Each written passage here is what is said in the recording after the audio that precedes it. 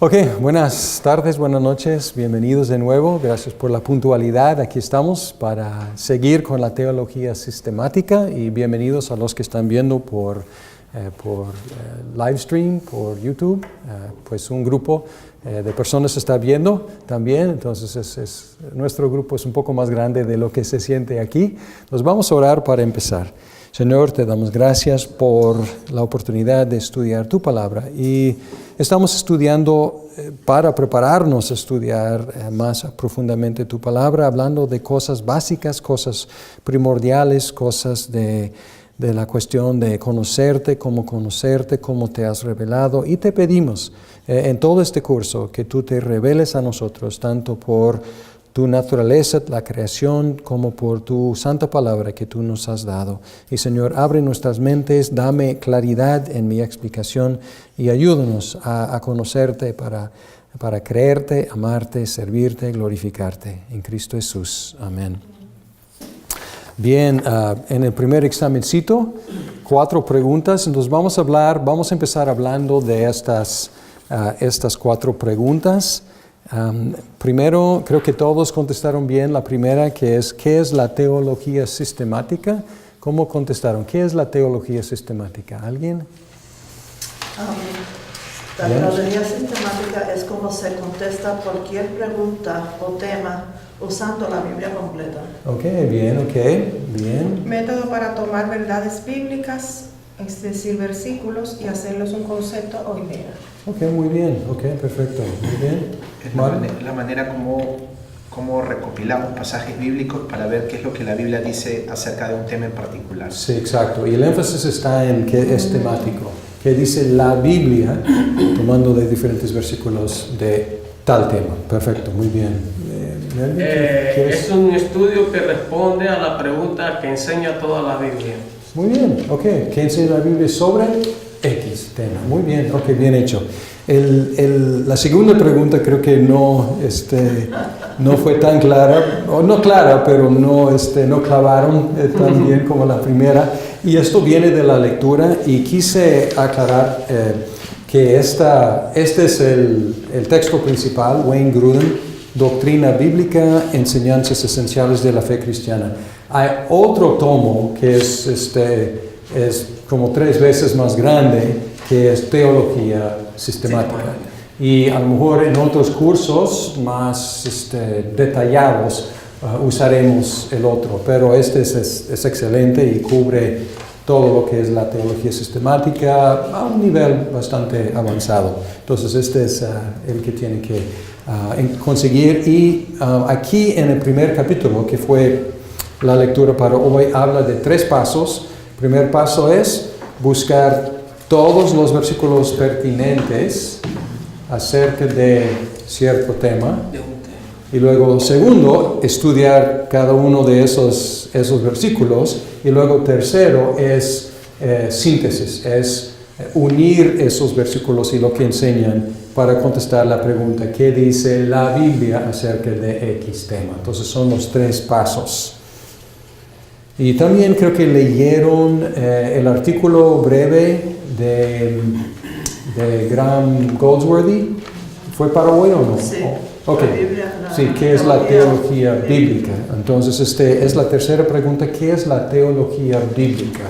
¿Cómo contestaron esa pregunta? La teología bíblica yo la contesté con relación a las notas que tomamos.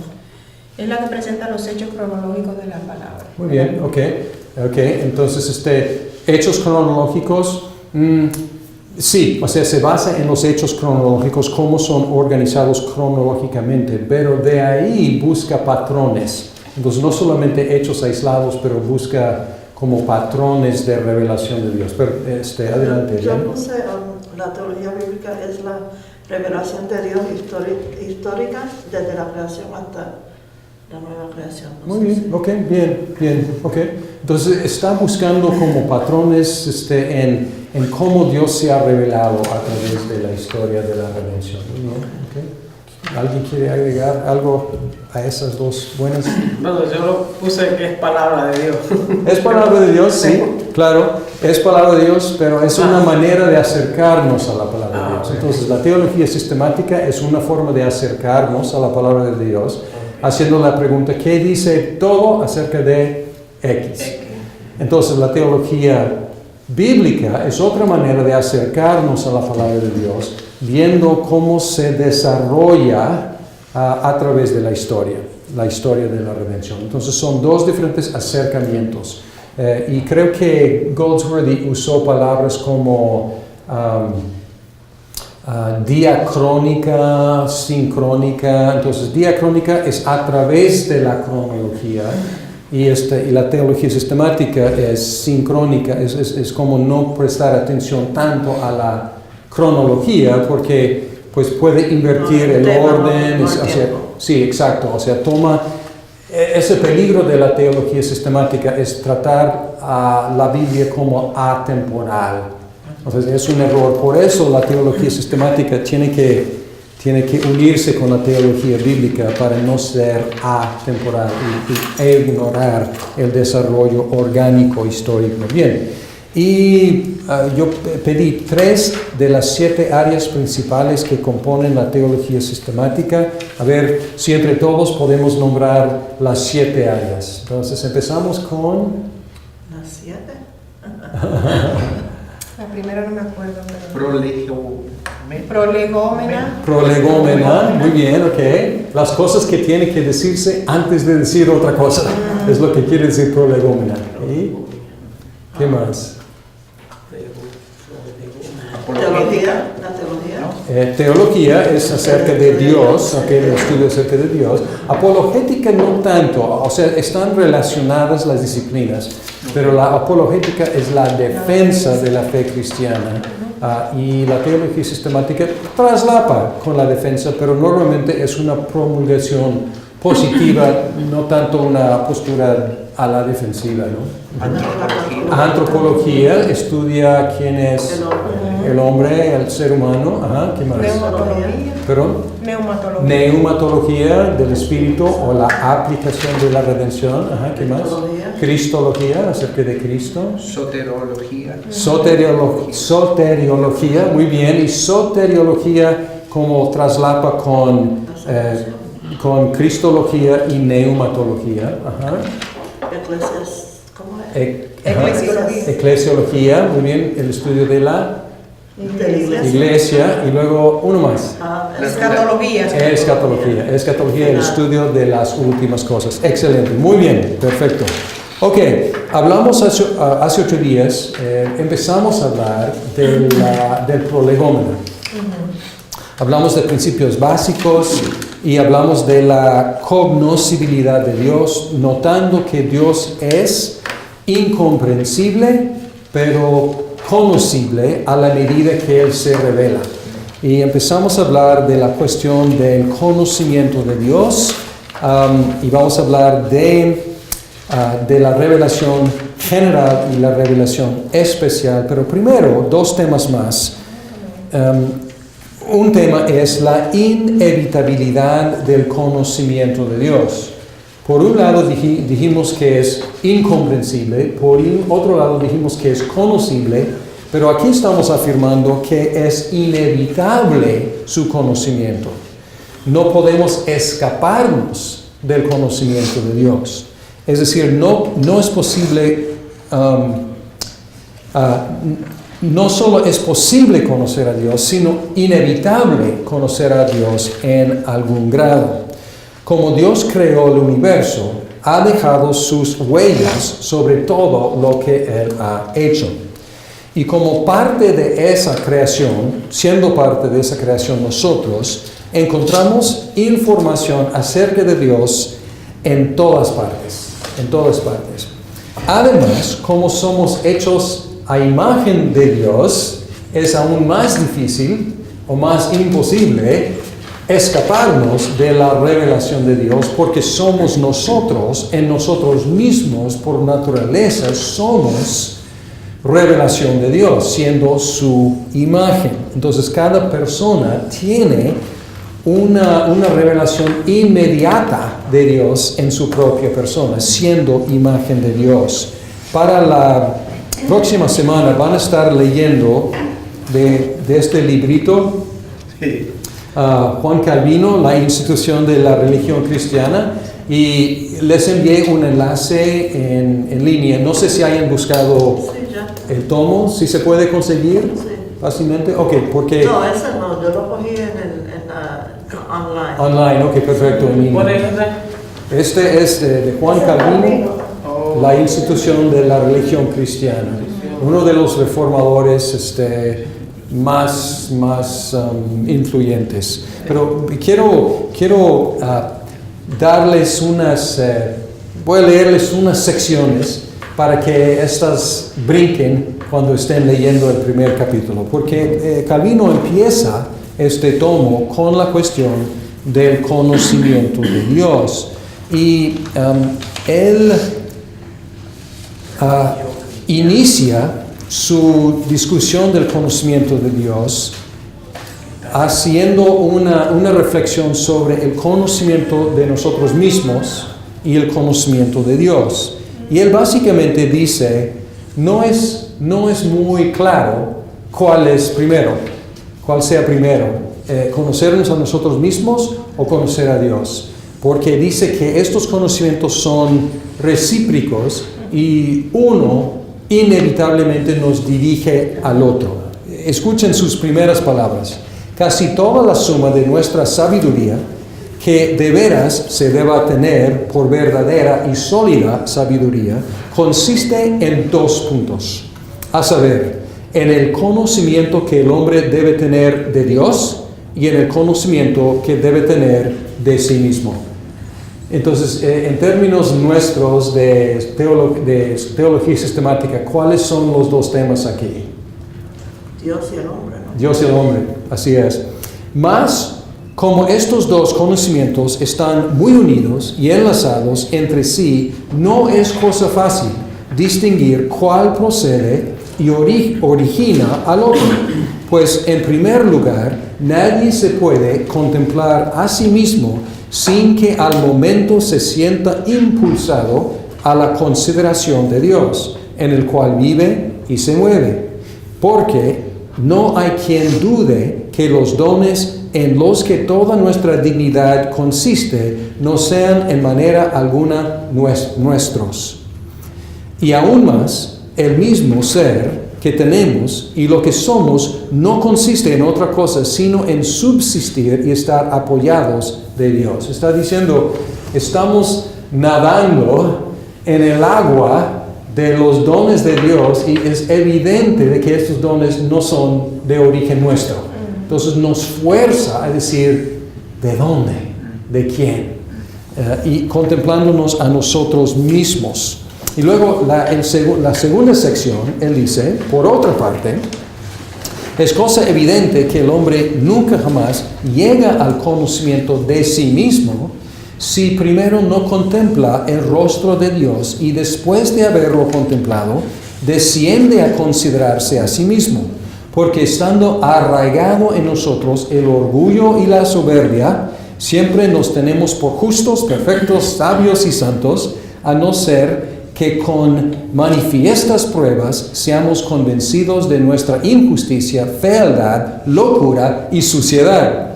Pero no nos convencemos si solamente nos consideramos a nosotros y no a Dios, el cual es la sola regla con que se debe ordenar y regular este juicio. Entonces, aquí está diciendo, por un lado, nos contemplamos a nosotros mismos y esta creación y nos fuerza a considerar a Dios. Y por el otro lado, si empezamos con nosotros mismos, nos vamos a equivocar, porque vamos a tener un juicio distorsionado acerca de nosotros mismos y la creación. Y él dice, para conocernos a nosotros mismos correctamente, tenemos que empezar con el conocimiento de Dios. Entonces tenemos aquí como un círculo. El conocimiento de Dios nos ayuda a conocernos a nosotros mismos, que otra vez apunta a conocer a Dios, etc. Entonces está diciendo aquí, teología y antropología se nutren mutuamente. En nuestro curso, ¿qué vamos a considerar primero? ¿Dios o el hombre?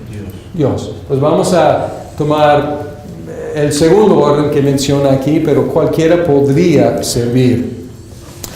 Y él define el conocimiento de Dios como el saber que existe y comprender lo necesario para glorificarlo.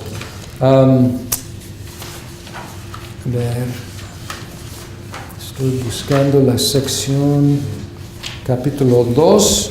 Yo pues, aquí en el capítulo 2, empezando, dice: yo pues entiendo por conocimiento de Dios no solo saber que hay algún Dios, sino también comprenderlo acerca de Él. Nos conviene saber lo que es útil para su gloria. En suma lo que es necesario, porque hablando con propiedad no podemos decir que Dios es conocido cuando no hay ninguna religión ni piedad alguna. Entonces aquí está rechazando la idea de un conocimiento estéril de Dios, un conocimiento impráctico que no lleve a nada. Está diciendo, el conocimiento de Dios es saber que existe y saber lo que necesitamos saber para glorificarlo con nuestras vidas. Entonces, lo que está llamando la religión, podríamos decir la fe viva, es implícita en el conocimiento de Dios. Insistió también en que el conocimiento de Dios no es, acabo de decirlo, no es teórico, sino práctico. Otra cita es en sección 3 de capítulo 2. Dice: más bien el conocimiento que de Él tenemos nos debe primeramente instruir en su temor y reverencia, y después nos debe enseñar y encaminar a obtener de Él todos los bienes y darle gracias por ellos. Entonces está hablando de una verdadera fe, una verdadera piedad. Es el verdadero conocimiento de Dios. Habla de dos expresiones que vamos a encontrar aquí, aunque no están, a veces aparece latín aquí, a veces está traducido, pero aquí habla en capítulo 3, primera sección, dice: nosotros sin discusión alguna afirmamos que los hombres tienen un cierto sentimiento de la divinidad en sí mismos. Sentimiento de la divinidad es sensus divinitatus. Sensus divinitatus.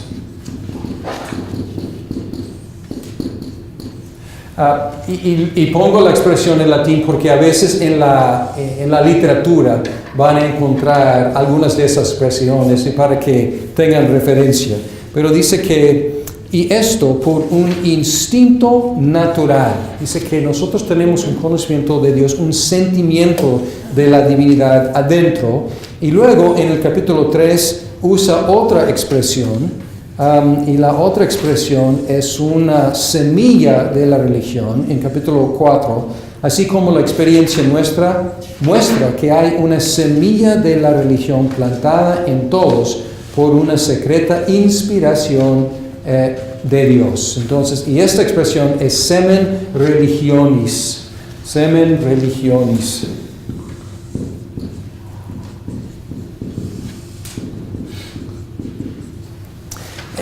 Pongo estas expresiones porque, como digo, son parte de la literatura de la teología a veces cuando se habla de Calvino. Y luego él habla de que la creación y la providencia dan abundante evidencia de Dios, pero igual los seres humanos rehúsan recibir su testimonio y por lo tanto las escrituras son necesarias para darnos conocimiento de Dios como el Creador. Entonces capítulo 6 de esta primera sección, déjame ver, 1:6.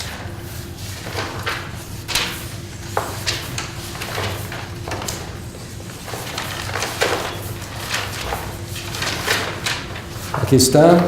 Por tanto, hablando de por tanto, está diciendo que están, algunos imprimieron esto, están siguiendo con perfecto, ok. ¿Sí? ¿Están conmigo o voy rápido?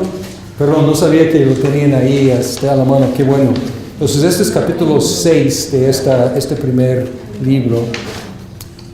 Dice, Por tanto, aunque la claridad se presenta y pone ante los ojos de los hombres, así arriba como abajo, esta es la revelación general, así en el cielo como en la tierra, es suficiente para quitarles toda excusa y pretexto a su ingratitud. Pues de hecho, Dios ha querido de esta manera manifestar su majestad y deidad a todas las criaturas sin excepción alguna, para condenar al linaje humano, haciéndolo inexcusable. Sin embargo, es necesario que haya otro medio y más apto que derechamente nos encamina y haga conocer a quien es creador del universo, por lo cual, no sin causa, Dios añadió la luz de su palabra, a fin de que para nuestra salvación le conociéramos. Entonces está diciendo, inevitable la revelación general, insuficiente, porque la rechazamos, la revelación general, por lo tanto, Dios nos da su palabra, que es la revelación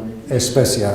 Y Calvino empieza hablando del conocimiento de Dios como creador, y luego el segundo libro tiene que ver con conocimiento de Dios como redentor. Entonces él empieza con teología y antropología como mezcladas ahí, y luego él sigue con cristología. ¿Ok? Bien. Pero hablando de esta cuestión, esto es para darles un sabor de Calvino. A veces hay que leer Calvino lentamente, y el lenguaje de la traducción no es lenguaje muy actualizado, es más o menos, si ustedes usan la Reina Valera, la versión Reina Valera es más o menos de ese estilo. Entonces, si usan Reina Valera van a tener una ventaja. ¿Qué versión usa usted aquí? ¿Vale? ¿Qué versión? Esta versión... No, la suya. De la Biblia. Esta versión es nueva versión internacional. Ok, NBI. Sí, sí, aunque empecé cuando estuve en México al principio, era antes de 1900, llegué a México en 1990, no existía la nueva versión internacional. Entonces usábamos todos la Reina Valera. Y luego llegué a Guadalajara en 1995 y creo que la primera versión internacional salió en 1999, creo, y nosotros estuvimos ahí plantando una iglesia nueva con gente nueva que no tenía el lenguaje de la Reina Valera fluyendo por sus arterias y venas como muchos evangélicos hispanos tienen. Entonces era lenguaje difícil. Entonces optamos por la nueva versión internacional y es lo que usábamos en la iglesia. Aunque los que venían de trasfondo evangélico llegaban con su Reina Valera. Entonces está bien.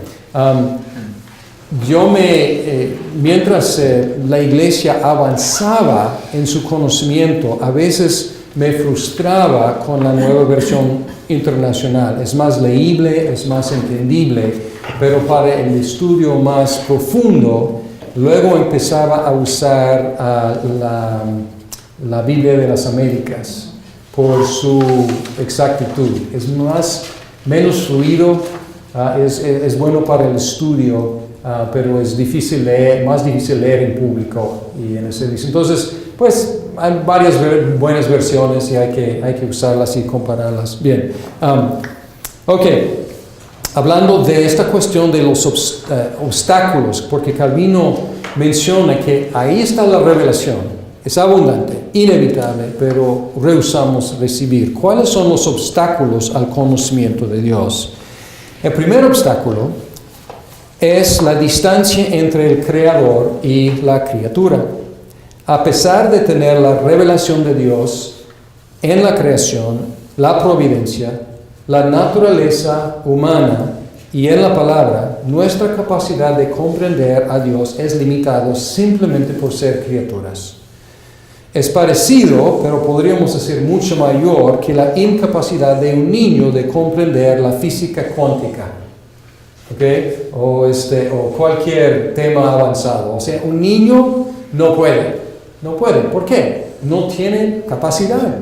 no tiene la capacidad. Nosotros simplemente por ser criaturas no tenemos la capacidad de conocer mucho acerca de Dios. Entonces hay un limitante por ser criaturas.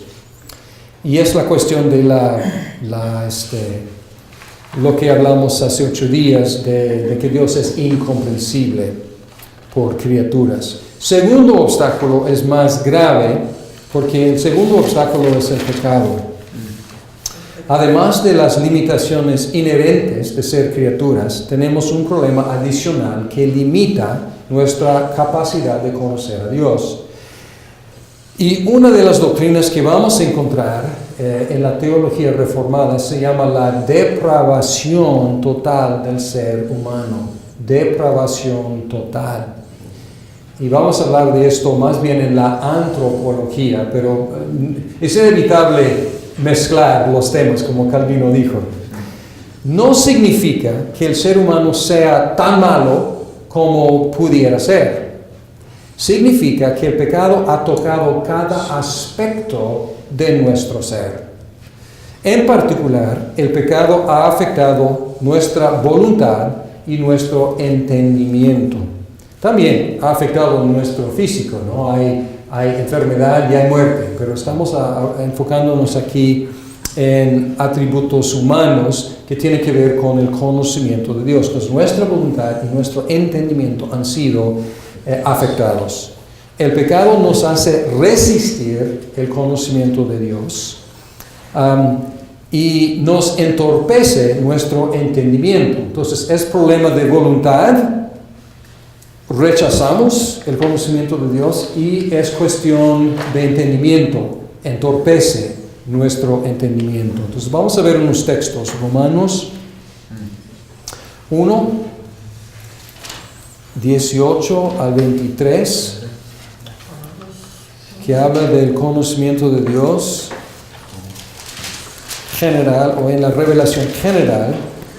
Y dice, ciertamente la ira de Dios viene revelándose, ahí está la palabra, revelándose desde el cielo contra toda impiedad e injusticia de los seres humanos, que con su maldad obstruyen la verdad. Obstruyen la verdad. ¿Qué dice la Reina Valera, versículo 18? Porque la ira de Dios se revela desde el cielo contra toda impiedad e injusticia de los hombres que detienen con injusticia la verdad. Detienen con injusticia la verdad. Me explico. Lo que se puede conocer acerca de Dios es evidente para ellos, pues Él mismo se lo ha revelado. Inevitabilidad. Porque desde la creación del mundo, las cualidades invisibles de Dios, es decir, su eterno poder y su naturaleza divina, se perciben claramente a través de lo que Él creó, de modo que nadie tiene excusa. A pesar de haber conocido a Dios, no lo glorificaron como a Dios, ni le dieron gracias, sino que se extraviaron sus inútiles razonamientos y se les oscureció su insensato corazón.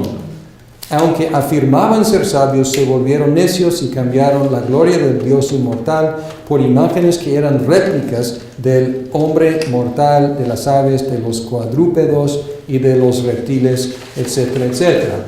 Y está hablando aquí de cuestión de corazón, de voluntad, está hablando aquí cuestión de mente, de entendimiento. Entonces el pecado ha creado un gran obstáculo. Primera de Corintios 2, 14.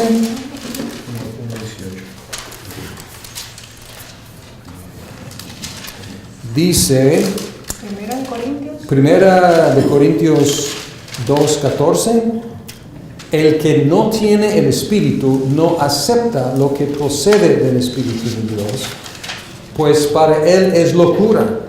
No puede entenderlo porque hay que discernirlo espiritualmente.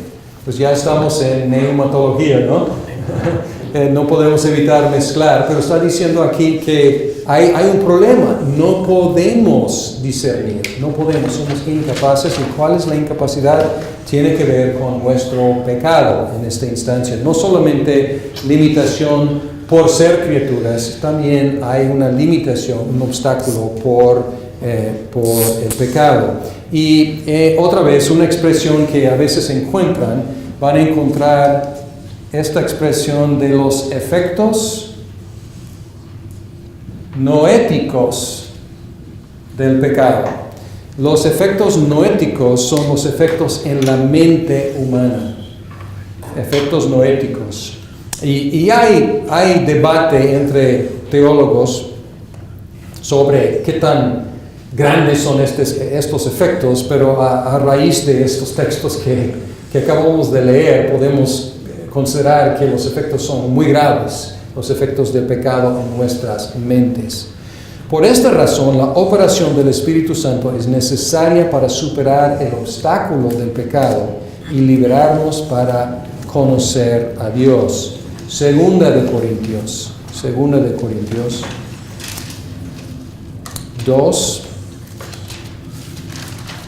12 al 18. 12 al 18. Segunda de Corintios 2, 12 al 18. Ahora bien,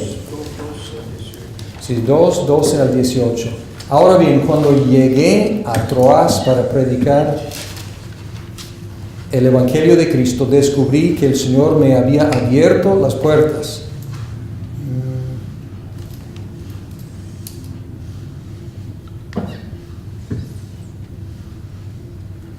Pero no estoy seguro de querer Sí, estoy dudando si es esto. Déjame revisar. A veces apunto aquí incorrectamente los versículos.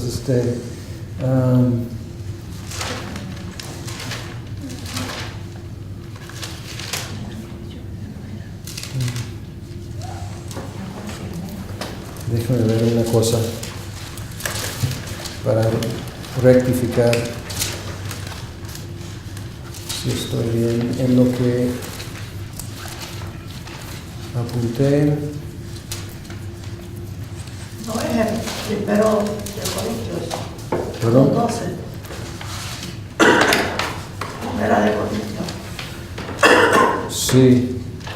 Eso es primera de Corintios, no es segunda. Gracias, esto no me cuadraba. Gracias.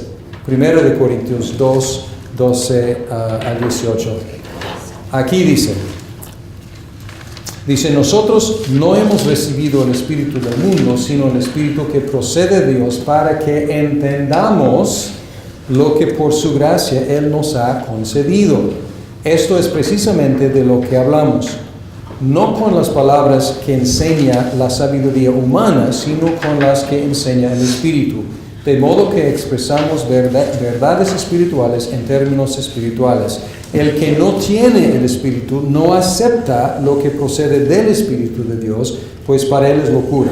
No puede entenderlo porque hay que discernirlo espiritualmente. En cambio, el que es espiritual lo juzga todo, aunque él mismo no está sujeto al juicio de nadie, porque ¿quién ha conocido la mente del Señor para que pueda instruirlo? Nosotros, por nuestra parte, tenemos la mente de Cristo. Entonces, hasta ahora hemos dicho esto, para resumir.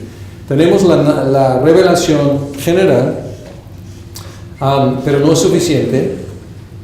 Entonces tenemos la palabra de Dios, que es suficiente para darnos conocimiento de Dios, para glorificarlo, pero hay obstáculos.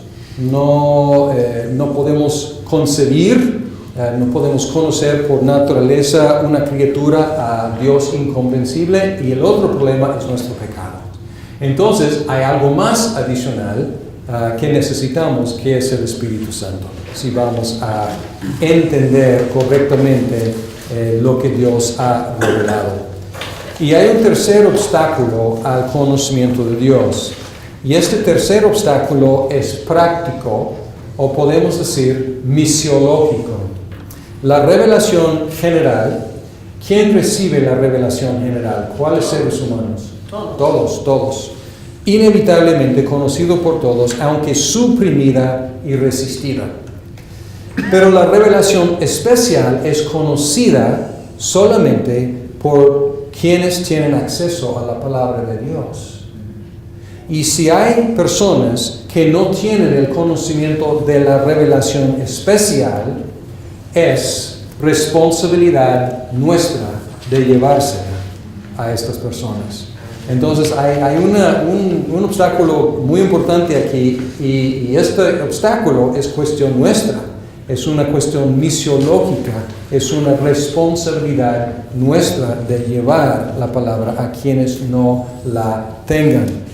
Y Pablo, en Romanos 10, Pablo introduce esta lógica del Evangelio. Presenta el Evangelio y concluye en el versículo 12 del capítulo 10 de Romanos, diciendo en el 13, todo el que invoque el nombre del Señor será salvo. Pero luego empieza a hacer unas preguntas. Ahora bien, ¿cómo invocarán a aquel en quien no han creído? ¿Y cómo creerán en aquel de quien no han oído? ¿Y cómo oirán si no hay quien les predique? ¿Y quién predicará sin ser enviado? Así está escrito, qué hermoso es recibir al mensajero que trae buenas nuevas. Entonces aquí la lógica del Evangelio requiere que sea oído, creído, pero para que sea oído alguien tiene que predicar. Y para que sea predicado alguien tiene que ser enviado. Entonces aquí tenemos la lógica de las misiones. Entonces este es un obstáculo grande. Hay Biblias por todas partes, hay Biblias en muchos idiomas, pero no están llegando a la gente a menos que nosotros vayamos y llevemos la palabra de Dios a esa gente. Ese es el tercer obstáculo. Es el tercer obstáculo. Entonces uno es el hecho de ser criaturas, el segundo es el hecho del pecado y el tercero es cuestión nuestra de cumplir o no cumplir la misión que el Señor nos ha dado. Y si nos importa conocer a Dios, igualmente nos debe importar que otros lo conozcan. Entre más lo conozcamos, más lo debemos hacer conocido. Y es algo que tenemos que guardar en mente porque nunca queremos que la teología sea una cuestión meramente teórica. Tampoco queremos engordarnos nosotros mismos en conocimiento sin llevar ese conocimiento a otros que no lo tengan. Bien, seguimos hablando de revelación general y especial y ahora vamos a ser más detallados aún en cuestión de estas dos revelaciones. Y vamos a empezar con el Salmo 19 como una meditación sobre la revelación general y la revelación especial. El Salmo 19 dice: los cielos cuentan la gloria de Dios, el firmamento proclama la obra de sus manos. Un día comparte al otro la noticia, una noche a la otra se lo hace saber, sin palabras, sin lenguaje, sin una voz perceptible. Por toda la tierra resuena su eco, sus palabras llegan hasta los confines del mundo. Dios ha plantado en los cielos un pabellón para el sol, y como novio que sale de la cámara nupcial, se apresta cual atleta a recorrer el camino. Sale de un extremo de los cielos y en su recorrido llega al otro extremo, sin que nada se libre de su calor. La ley del Señor es perfecta, infunde nuestro nuevo aliento. El mandato del Señor es digno de confianza, la sabiduría al sencillo. Los preceptos del Señor son rectos, traen alegría al corazón. El mandato del Señor es claro, da luz a los ojos. El temor del Señor es puro, permanece para siempre. Las sentencias del Señor son verdaderas, todas ellas son justas. Son más deseables que el oro, más que mucho oro refinado. Son más dulces que la miel que destila del panal. Por ellas queda advertido tu siervo, quien las obedece recibe una gran recompensa.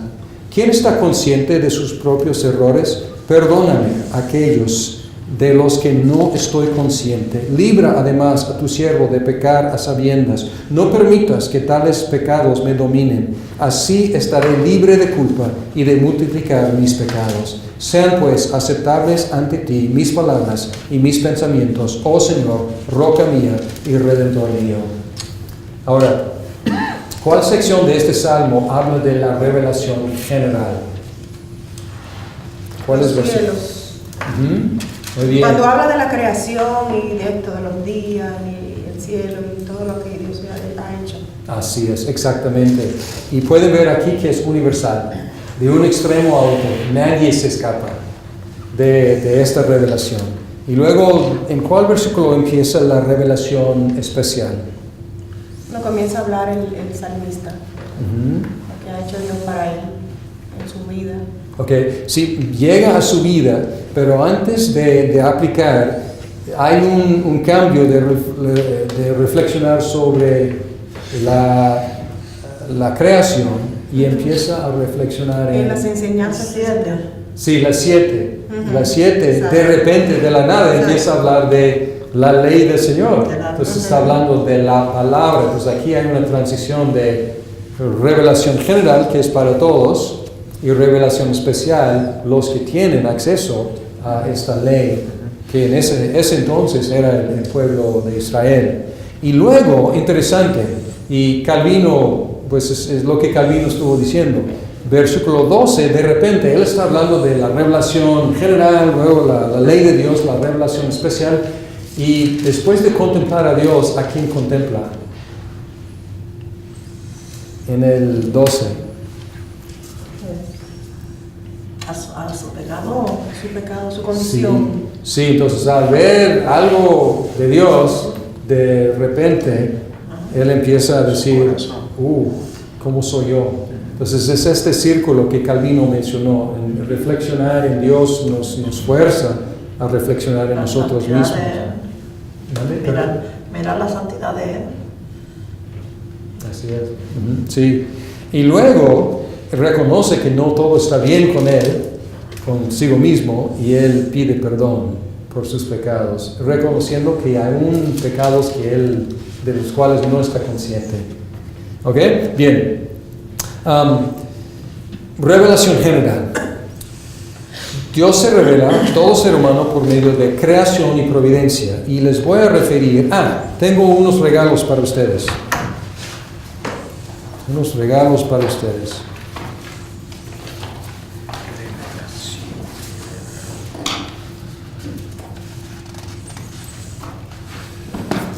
Primero, devuelvo el libro que tiene. Estos regalos son... sí, Catecismo Menor y Confesión de Fe de Westminster. Catecismo Menor, Confesión de Fe de Westminster. Y en un momento, una de las cosas que me encantaba hacer en mi iglesia era el grupo de catecúmenos, de niños mayores que estaban preparándose para hacer su profesión de fe y recibirse como miembros en plena comunión en la iglesia, y usando el lenguaje original, no original, pero originalmente traducido al castellano, estaba un poco difícil en el catecismo menor. Entonces, en nuestra iglesia produjimos un catecismo menor en lenguaje actualizado. Entonces es algo que hicimos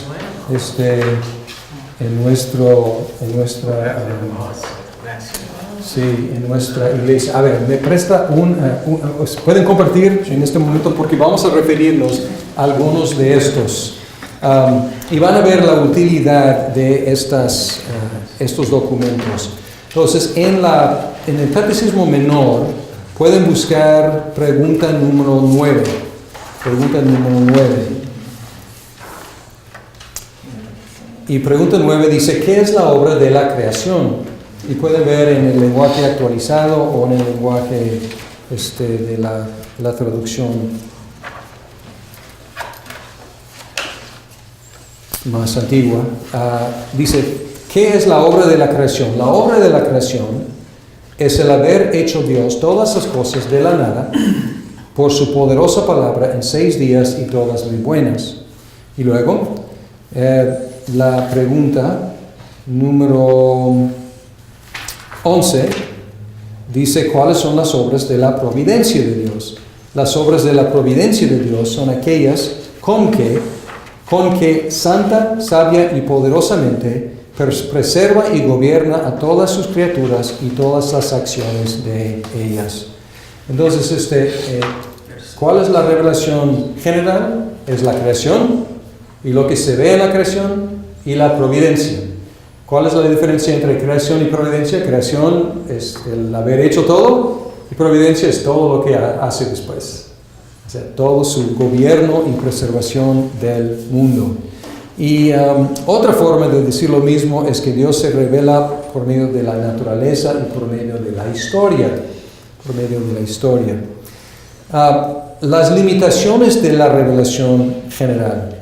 Desde el primer pecado, la creación y nuestra percepción de ella han sido distorsionadas. Y inmediatamente pueden detectar esto, porque ¿qué hicieron los primeros hombres después de pecar? Empezaron a actuar irracionalmente, ¿no? Querían, por ejemplo, esconderse de Dios. A ver, no tiene sentido. Entonces podemos ver efectos noéticos en ellos. Su conocimiento de Dios de repente estaba distorsionado. Uno, ¿cómo te escondes de Dios? O sea, si sabes que Él es omnipresente, está en todas partes, ¿cómo te escondes de Él? Entonces, de repente ya no estaban pensando correctamente. Entonces, es una limitación de la revelación general. Nos proclama que Dios es el buen creador, omnipotente, pero no nos explica su plan de redención. No es suficiente en sí para darnos el conocimiento de Dios que necesitamos para glorificarlo. Ahora, lo que estoy diciendo puede parecer como obvio, pero en la historia, en algunas teologías, algunos quieren decir que no hay efectos noéticos, que nosotros simplemente contemplando la creación podemos llegar a un conocimiento adecuado de Dios.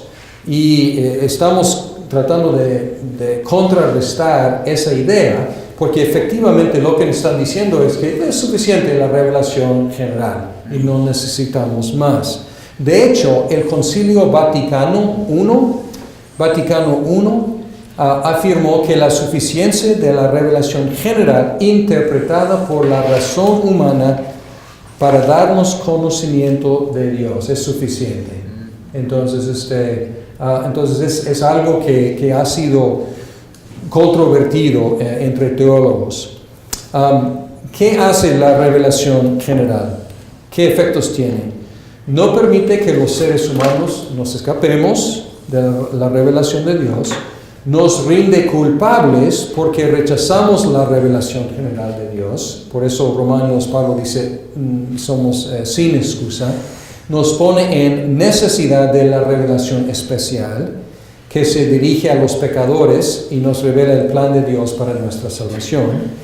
Y solo por medio de la revelación especial podemos interpretar correctamente la general. Por ejemplo, Salmo 8. Podemos ver aquí, dice, oh Señor soberano nuestro, qué imponente es tu nombre en toda la tierra. Has puesto tu gloria sobre los cielos. Por causa de tus adversarios has hecho que brote la alabanza de labios de los pequeñitos y de los niños de pecho, para silenciar al enemigo y al rebelde. Cuando contemplo tus cielos, obra de tus dedos, la luna y las estrellas que ahí fijaste, me pregunto, ¿qué es el hombre para que en él pienses? ¿Qué es el ser humano para que lo tomes en cuenta? Pues lo hiciste poco menos que un Dios, lo coronaste de gloria y de honra, lo entronizaste sobre la obra de tus manos, todo lo sometiste a su dominio, todas las ovejas, todos los bueyes, todos los animales del campo, las aves del cielo, los peces del mar y todo lo que surca en los senderos del mar. Oh Señor, soberano nuestro, qué imponente es tu nombre en toda la tierra.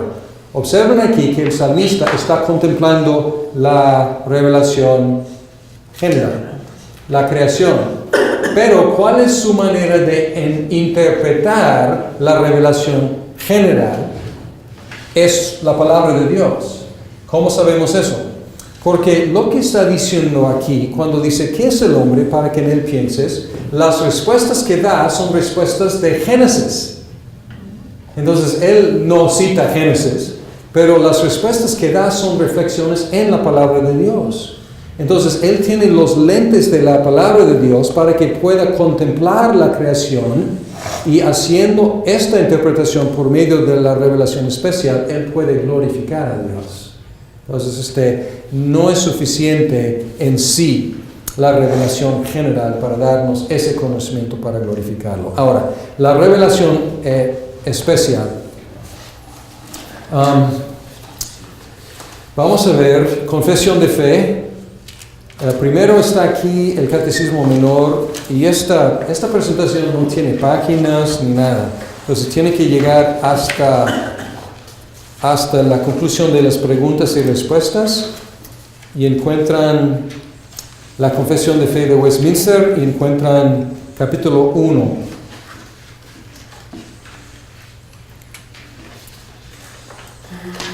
¿Sí encuentran esa página? De la Santa Escritura. Así es, exacto. Dice capítulo 1 de las Santas Escrituras.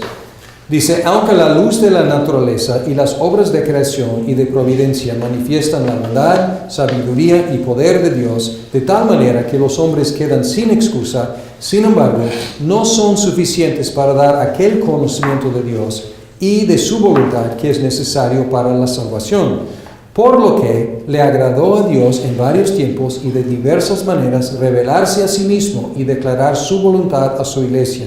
Y además, para conservar y propagar mejor la verdad y para el mayor consuelo y establecimiento de la iglesia contra la corrupción de la carne, malicia de Satanás y del mundo, le agradó dejar esa revelación por escrito. Por todo lo cual las Santas Escrituras son muy necesarias, y tanto más cuanto que han cesado ya los modos anteriores por los cuales Dios reveló su voluntad a su iglesia. Y luego, ¿qué ven después de este párrafo? Muchos versículos. ¿De dónde? Las bases bíblicas, la referencia para lo dicho anteriormente. Así es. Entonces, este es el método de teología sistemática. Romanos, Salmos, Romanos, Juan, 1 de Corintios, Hebreos, Lucas, Romanos, Mateo, Isaías, 2 de Timoteo, 2 de Pedro, Juan, 1 de Corintios, 1 de Juan, Hebreos. Entonces, todo ahí mezclado y unido para decir un párrafo coherente acerca de la necesidad de las Santas Escrituras. ¿Ok? Bien, vamos a hablar de la revelación especial, y aquí vamos a mezclarnos un poco con la teología bíblica, porque observamos que la revelación especial fue progresivamente más amplia. Se dirigió a individuos, Adán, Noé, etc., a la familia de Abraham, a la tribu de Jacob, a la nación de Israel y a la raza de los judíos, y luego a todo el mundo. Entonces aquí es la revelación especial. La revelación especial de Dios se amplía a través de la historia. Entonces, individuos, familia, tribu, nación, raza y todo el mundo. Y llegó a su máxima expresión en Jesucristo. Hebreos capítulo 1, los primeros versículos dicen: Dios, que muchas veces y de varias maneras habló a nuestros antepasados en otras épocas por medio de los profetas, en estos días finales nos ha hablado por medio de su Hijo. A este lo designó heredero de todo, y por medio de él hizo el universo. El Hijo es el resplandor de la gloria de Dios, la fiel imagen de lo que Él es, y el que sostiene todas las cosas con su palabra poderosa. después de llevar a cabo la purificación de los pecados, se sentó a la derecha de la majestad en las alturas. Así llegó a ser superior a los ángeles en la misma medida en que el nombre que Él ha heredado supera en excelencia al de ellos. Y básicamente esta presentación está anticipando todo lo que dice el resto de este libro. Cristo es mayor que los ángeles, Cristo es mayor que Moisés, Cristo es mayor que Josué, Cristo es mayor que los levitas, Cristo es mayor que el sacrificio, Cristo es mayor que Aarón, Cristo es mayor, porque Cristo es la última palabra de Dios. Y dice aquí, de muchas maneras y en varias épocas, habló a nuestros antepasados. Pero luego dice, en estos días finales nos ha hablado por medio de su Hijo. Este texto es el texto que cita la confesión de fe para su... ¿Cuál renglón es? Sí, el último renglón. Tanto más cuanto que han cesado ya los modos anteriores por los cuales Dios reveló su voluntad a su iglesia. Van a encontrar en Grudem que es una controversia si la revelación especial sigue o si no sigue.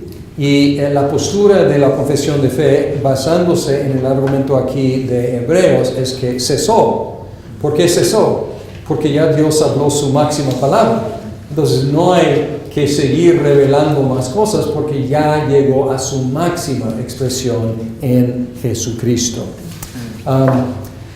Al hablar de las formas anteriores, podemos hablar de 3 formas de revelación especial. Y las 3 formas de la revelación especial son teofanías.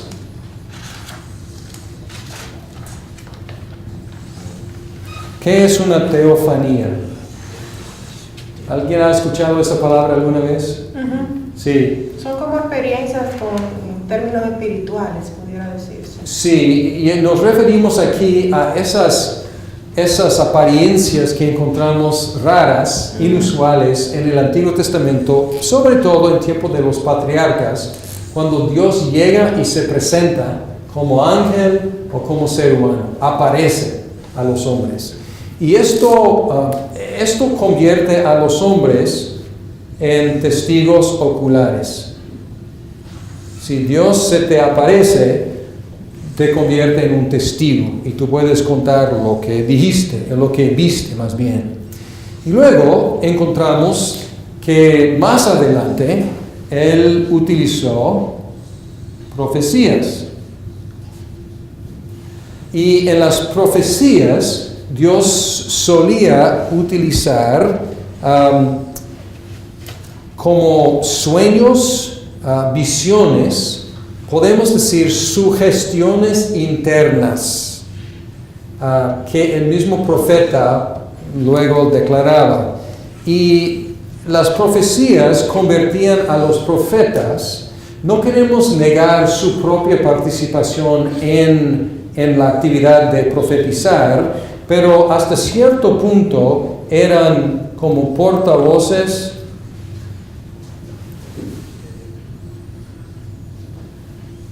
voy a poner en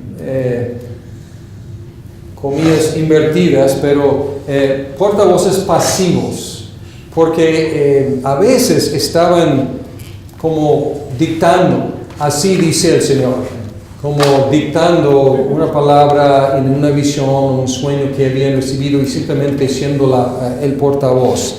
Pero luego la tercera manera de revelación especial era lo que llamamos la inspiración. Y vamos a pasar tiempo hablando de la inspiración, porque la inspiración, más que una sugestión interna, a veces sueños y visiones encontramos al mismo tiempo, contemporáneamente con inspiración, pero inspiración fue una operación concurrente. ¿Qué queremos decir con concurrente? Pues una corriente es algo que fluye, y si es concurrente, dos o más cosas están fluyendo juntas. Entonces la inspiración es una operación concurrente que utilizó las personalidades de los escritores para que escribieran las palabras de Dios, quienes luego fueron, más que portavoces pasivos, eran agentes. Mi escritura es entre más abajo, menos legible, ¿no? Debería haber empezado aquí arriba. Agentes activos. Entonces usó las personalidades del hombre. Sí. De los escritores. Para que escribieran las palabras de Dios. Y vamos a hablar de esto pues, con más profundidad.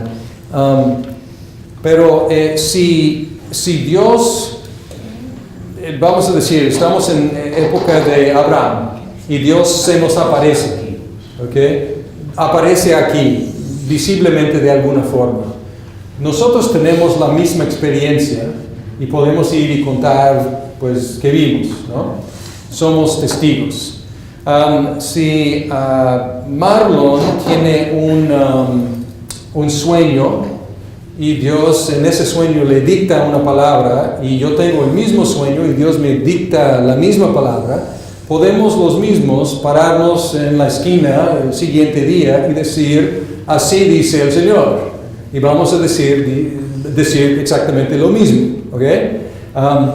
Pero inspiración es diferente, porque cuando leemos libros en la Biblia, encontramos que suenan muy diferente. Abdías y Pablo no escriben de la misma forma, ni Pedro y Pablo y Juan, o sea, todos ellos escriben de diferente forma y vemos mucho de su propia personalidad.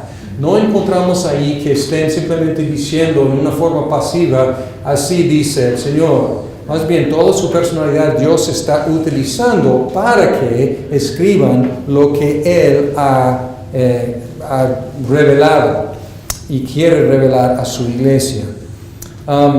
Y encontramos que aquí estamos, como digo, estamos en la en la teología bíblica, porque estamos hablando de la época de los patriarcas.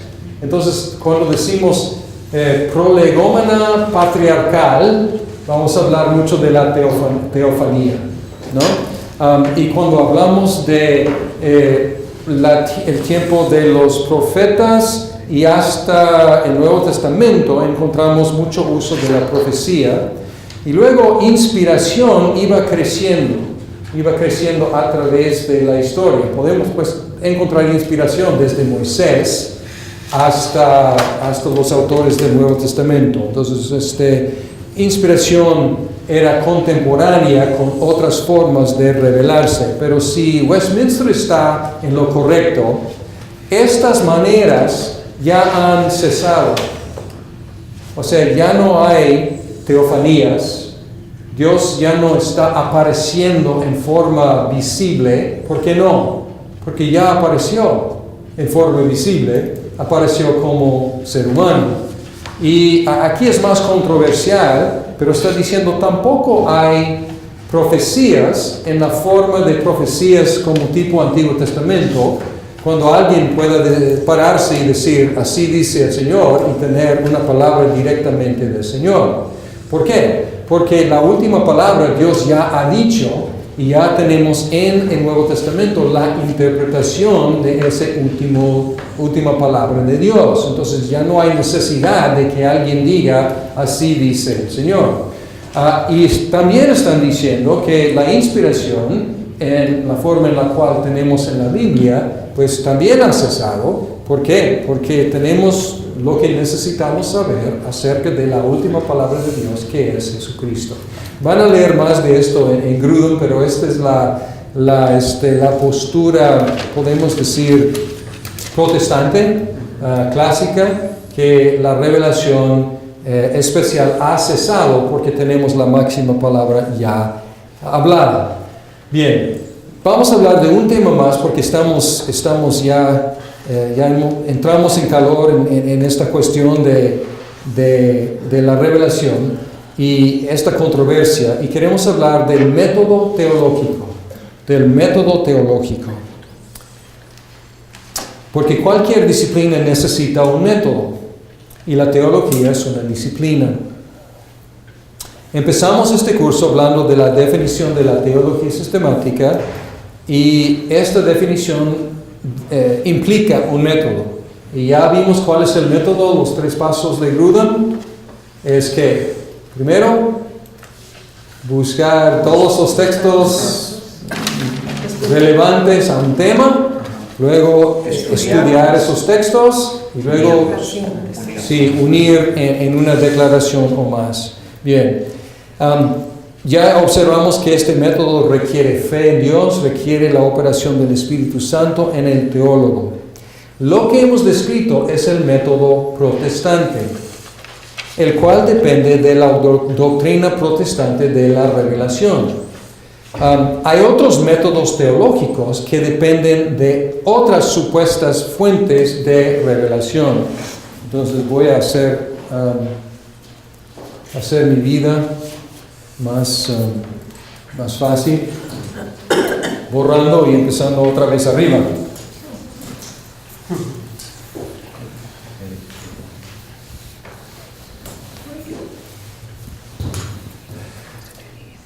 Otras teologías quieren introducir otras fuentes de conocimiento de Dios, y las fuentes son las Escrituras,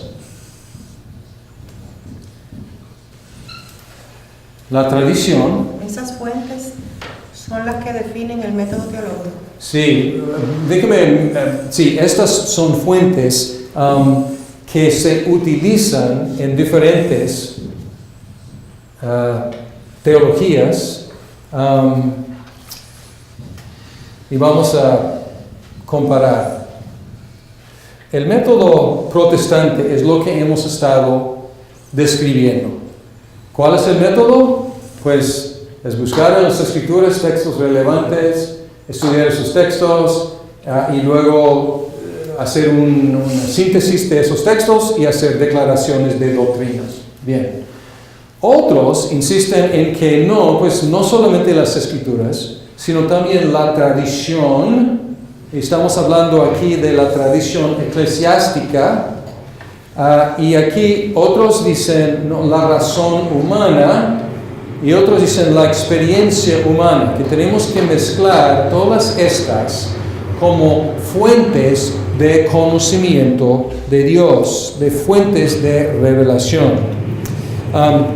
Y no vamos a entrar en un gran debate aquí, pero quiero que estén conscientes de que la forma en la cual estamos haciendo teología es la forma que consideramos la correcta, y vamos a defender esta forma de hacerlo, pero hay otros teólogos en el mundo que están dependiendo más o menos de estas diferentes supuestas fuentes de revelación.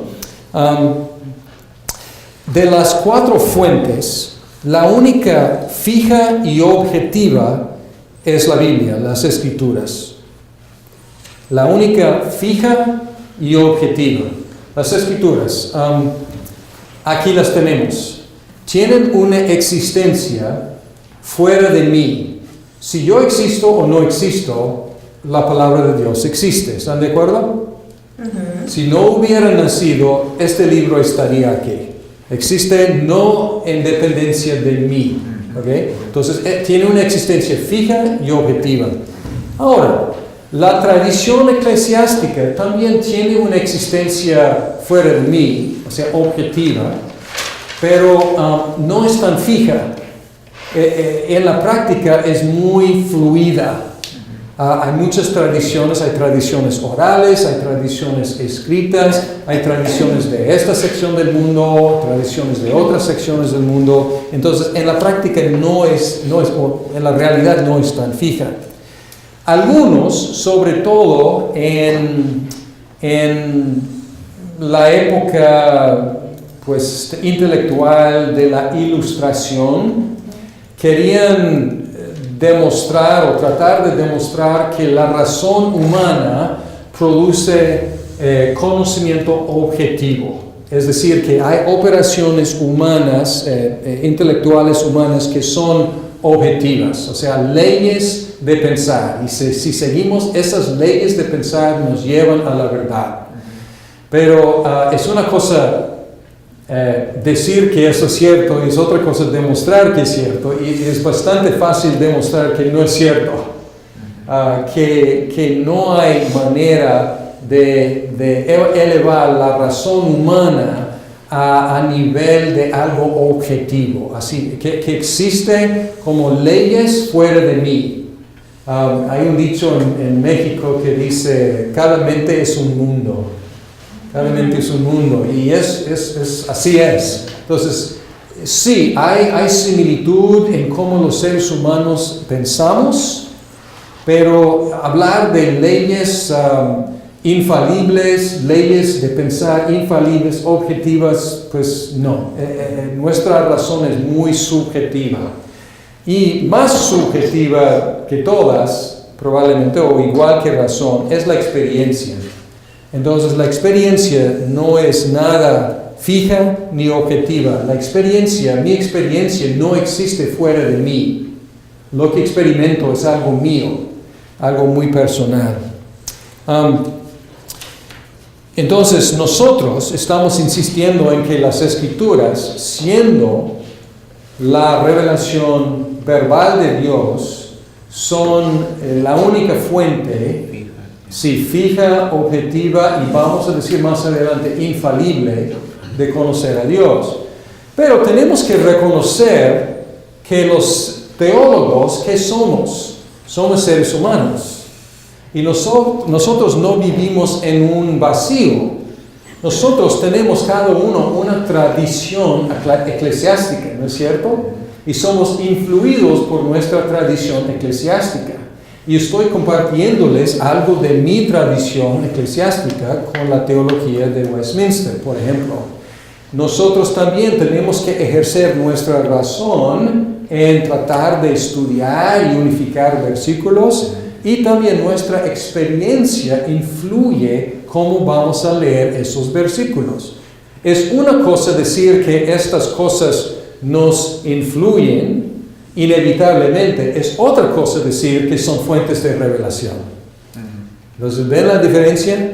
Es importante la diferencia.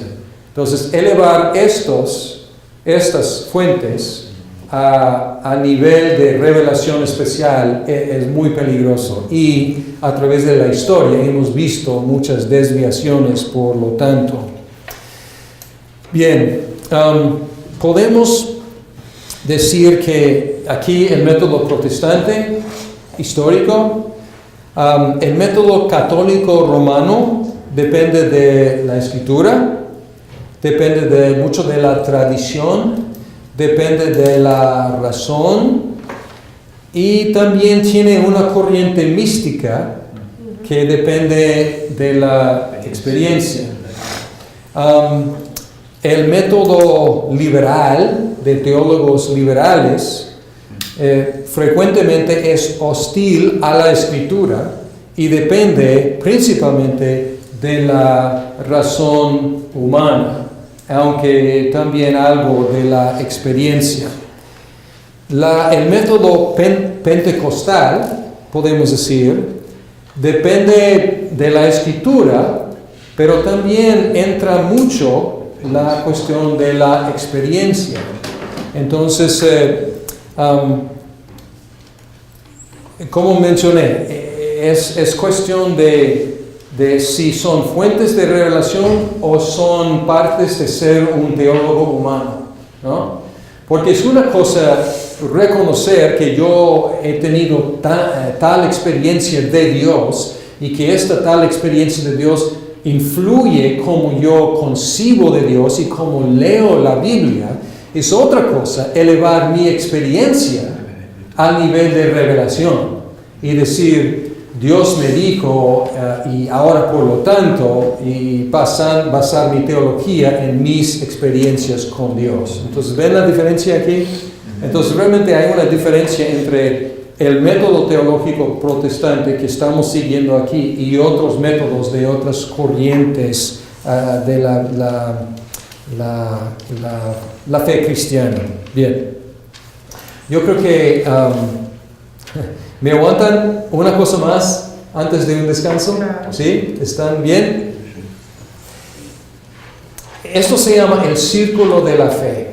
Y en el círculo de la fe, en el pequeño artículo que leyeron de Graham Goldsworthy, él mencionó el círculo de la fe. Porque la próxima cosa que vamos a hacer, y ya lo hemos hecho, vamos a examinar lo que la Biblia dice acerca de sí mismo. Porque vamos a usar las Escrituras como la base de nuestra investigación. Pero nuestro primer tema es, ¿qué son las Escrituras? Entonces, nuestro método de ver lo que son las Escrituras es preguntar a las Escrituras. Y pueden ver que este es un círculo, ¿no? O sea, vamos a preguntar a las Escrituras qué dicen acerca de las Escrituras. Entonces, esto nos tiene en un círculo. Pero quiero que vean, y es lo que Goldsworthy dijo también, que no es un círculo vicioso. Al consultar la Biblia para establecer la doctrina acerca de la Biblia, estamos siguiendo el mismo método que seguiremos para todas las otras divisiones. Cuando hacemos teología, cristología, antropología, etc., consultamos la Biblia. Cuando hacemos prolegómena, vamos a consultar la Biblia también. Pero pueden ver que es una categoría diferente, porque estamos preguntando a la Biblia qué dice acerca de sí misma. Pero quiero que vean que este procedimiento no solamente no es vicioso, sino es necesario. Si la Biblia es lo que dice que es, no hay otro método posible. Porque no hay una autoridad arriba de ella a que consultar. ¿Okay? Si queremos salir de este círculo y decir, vamos a consultar otra fuente, ¿qué sería? ¿Qué sería esa fuente? ¿Vamos a consultar la tradición para preguntar qué es la Biblia? Pues vamos a interactuar con la tradición. Vamos a consultar la razón humana cuando en la Ilustración y el Renacimiento y la Ilustración es lo que hicieron. Consultaron su razón para ver qué es la Biblia y ellos se hicieron jueces de la Biblia y empezaron a criticar la Biblia. Era el resultado de ese procedimiento. Vamos a consultar mi experiencia para ver lo que es la Biblia. Pues mi experiencia influye. Yo puedo testificarles qué pasó en mi vida cuando empecé a leer la Biblia. Pero no voy a basar mi teología de la Biblia en mi experiencia, ¿ok? Entonces, influye, pero si es la autoridad que decimos que es, si la Biblia es la palabra de Dios, es la máxima autoridad. Entonces, es lógico apelar a la máxima autoridad para ver lo que dice acerca de la máxima autoridad, ¿ok? Circular sí, pero necesaria. Podemos ver un versículo en Hebreos de nuevo para ver cómo funciona esto. ¿Qué pasa cuando hay una máxima autoridad? ¿A quién apelas? Hebreos capítulo 6.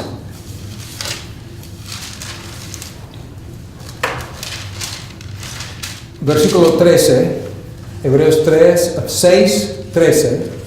Dice, cuando Dios hizo su promesa a Abraham, como no tenía a nadie superior por quien jurar, juró por sí mismo y dijo, te bendeciré en gran manera y te multiplicaré tu descendencia. Y así, después de esperar con paciencia, Abraham recibió lo que se había prometido.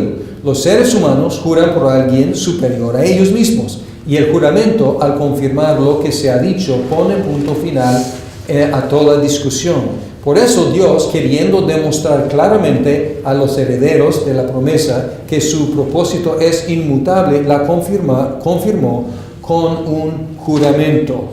Lo hizo así para que mediante la promesa y el juramento, que son dos realidades inmutables en las cuales es imposible que Dios mienta, tengamos un estímulo poderoso, los que buscando refugio nos aferramos a la esperanza que está delante de nosotros. Entonces, no está hablando tanto de inspiración, pero está apuntando una situación en la cual la máxima autoridad quiso hacer un juramento.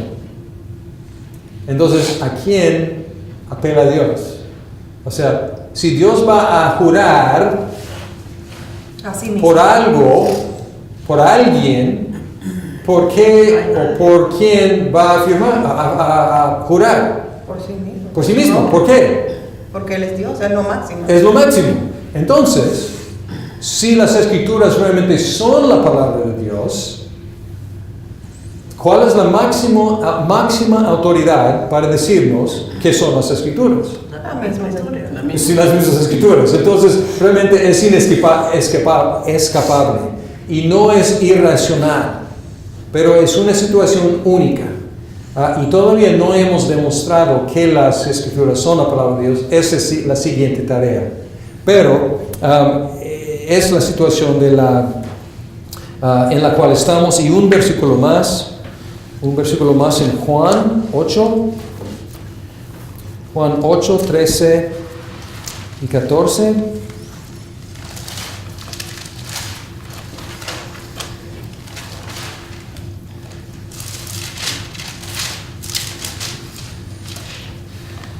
Porque los fariseos tenían un problema con Jesús y era esa cuestión de testificarse acerca de sí mismo. En 8:13 dicen, tú te presentas como tu propio testigo, alegaron los fariseos, así que tu testimonio no es válido. Y Jesús respondió, aunque yo sea mi propio testigo, repuso Jesús, mi testimonio es válido, porque sé de dónde he venido y a dónde voy, pero ustedes no saben de dónde vengo ni a dónde voy.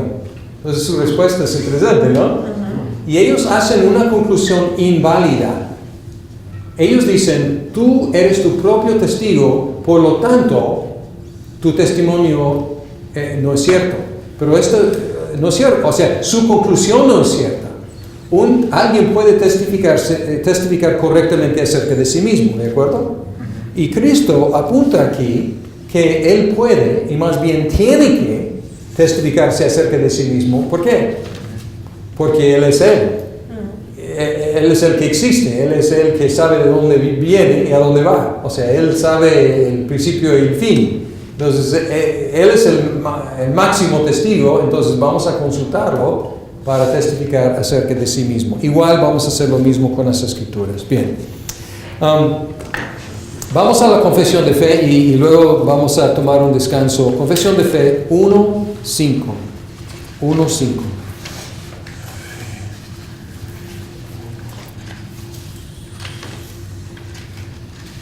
Empieza con el testimonio de la iglesia, el párrafo 1:5. Sí, después no sé por qué no tenga paginación, pero después de todas las preguntas del Catecismo Menor, encuentras la confesión de fe, y luego capítulo 1 de las Santas Escrituras, y luego hay párrafos 1, 2, 3, 4, 5, con B. El testimonio de la iglesia puede movernos. Eso sí, así es. Bien, dice aquí, el testimonio de la iglesia puede movernos e inducirnos a tener para las Santas Escrituras una estimación alta y reverencial. Es lo que la tradición hace, ¿no? La tradición eclesiástica nos inculca que pues, la Biblia es palabra de Dios.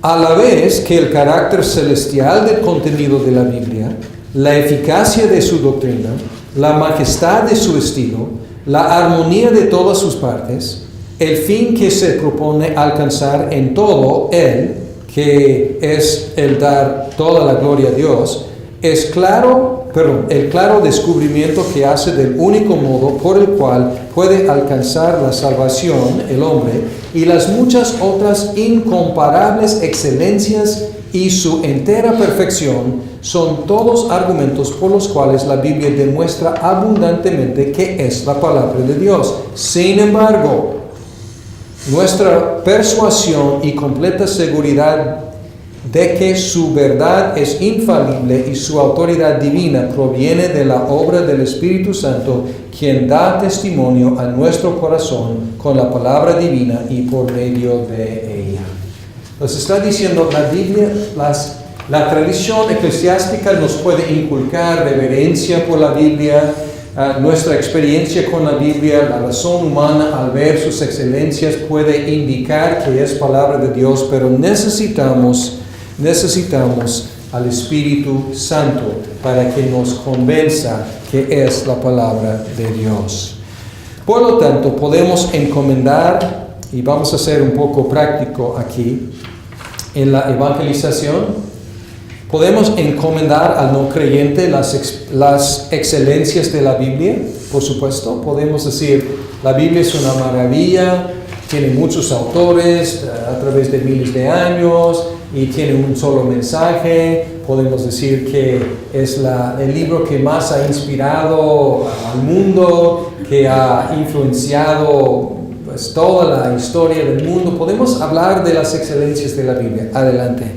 Pero solo el Espíritu Santo puede convencerle que la Biblia es la palabra de Dios. Entonces, en la conferencia que sigue, o en las conferencias que siguen, vamos a enfocarnos en la inspiración de las Escrituras y sus implicaciones para nosotros. Pero, siendo muy práctico, ¿qué quiero hacer con el que todavía no cree? ¿Quiero convencerle de que la Biblia es la palabra de Dios? Sí, pero ¿cómo hacerlo? Más bien, introducirle a la palabra de Dios. O sea, mis argumentos a favor de la palabra de Dios pueden tener algún efecto, pero más que nada quiero estudiar la Biblia con esa persona.